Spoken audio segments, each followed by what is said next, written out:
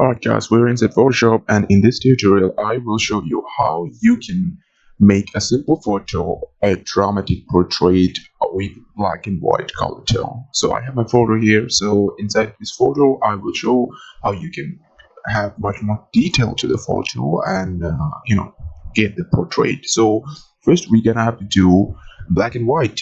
So there's two simple ways. First, hue and saturation, just plain old get this hue to 0, and there's another way, just go to adjustment layer and place black and white. That's it, pretty much you're done. But not just that, we're gonna have to do much more adjusting too. So for the adjustment, let's just hide one option. We don't need the whole saturation, just delete that. Black and white works great.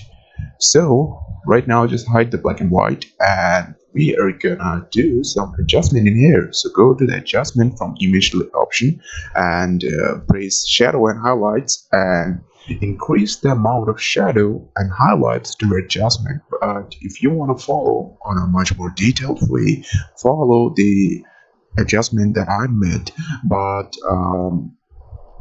don't do over much on the highlights amount, or it will look like pale, or look like much more HDRized, sort of like that. Just give it the color or something like 20, it's fine, and mid-tone on the 35, but no, not 35 is not that enough.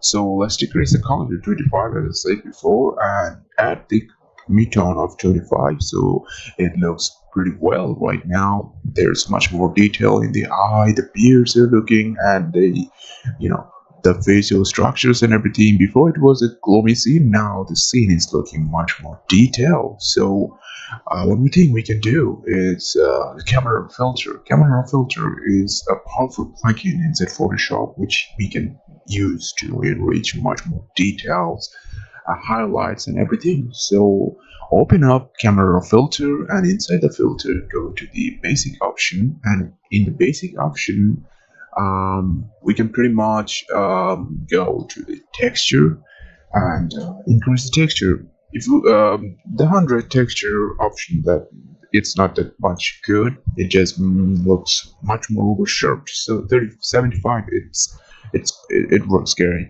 And don't do clarity too much, something around 10, it's a bit of fine. And let's increase some highlights so the white points looks much more glowy. So increase some contrast and dehaze a little bit, not just so much. um, just somewhere 5, that's fine. And now we are gonna go to detail, and on detail don't do the sharpening too much. 25, it works well, so 25 is great. So here's the before and here's the after. Now there's much more details are popping up, so yeah, we are pretty much done here. And let the camera filter do its work, and now it's pretty much done. So when you turn on the black and white adjustment, it looks like one of those powerful portrait pictures that you saw on Instagram or by famous photographers. So before it was looked like a pale picture, and now it looks like a powerful black and white portrait that can portray so much stories with eyes and all. But if you want to do much more, some more adjustments and tweak, curves is one of the good option. Do a little bit the curve lower, not so much lower, a little bit, and pinpoint and increase the brightness a little bit. So there you go. The highlights is intake in there, and now what we can do is we can do another tweak, and what will be the color lockup. So color lockup will bring up much more detail. There's many color lockup. For example, moonlight, and there's lit sunset, but in this case it doesn't look good, right? There is fall colors which will give you vintage kind of look, but we don't want to go into that route. So for now, let's just go.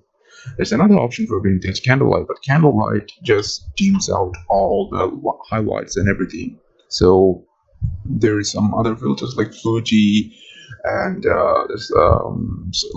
explore what you want to do. But for me, this one looks good, but too much, it's like out of place. So decrease it to somewhere around 25 or something 35. That's okay. So there you go. Now this whole scene looks way more better.